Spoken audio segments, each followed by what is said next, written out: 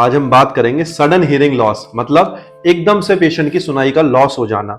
यह आजकल बहुत कॉमनली देखा जा रहा है। यूजुअली ये एक कान में होता है, बट कुछ मरीजों में दोनों कान में भी हो जाता है। ये ईएनटी डॉक्टर्स के लिए एक इमरजेंसी प्रोसीजर है या इमरजेंसी बीमारी है। इमरजेंसी मींस कि जिसका इमीडिएट तौर पे पेशेंट को दिखाना होता है और इमीडिएट तौर पे उसका इलाज कराना बहुत जरूरी होता है।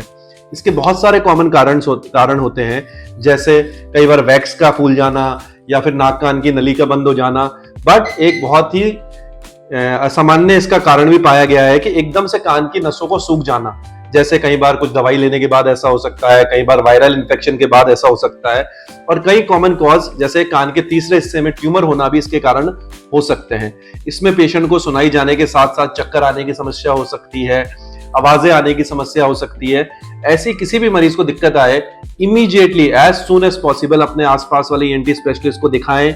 वो आपके कान का एग्जामिनेशन करेगा, उसके कारण का पता लगाएगा, क्योंकि कई बार ये देखा गया है अगर उसके नसों में रुकावट आई है या नसों की वजह से उसका लॉस हुआ है तो 24 से 72 घंटे के अंदर अंदर उसका इलाज कराना बहुत जरूरी होता है।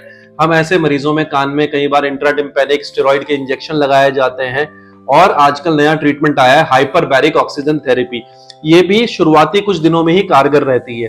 तो यदि अगर किसी मरीज को सडन हियरिंग लॉस होता है या सडन सुनाई में कमी आती है तो अपना इलाज तुरंत से तुरंत प्रभाव से कराएं, नहीं तो ये परमानेंट लॉस की तरफ जा सकता है। धन्यवाद।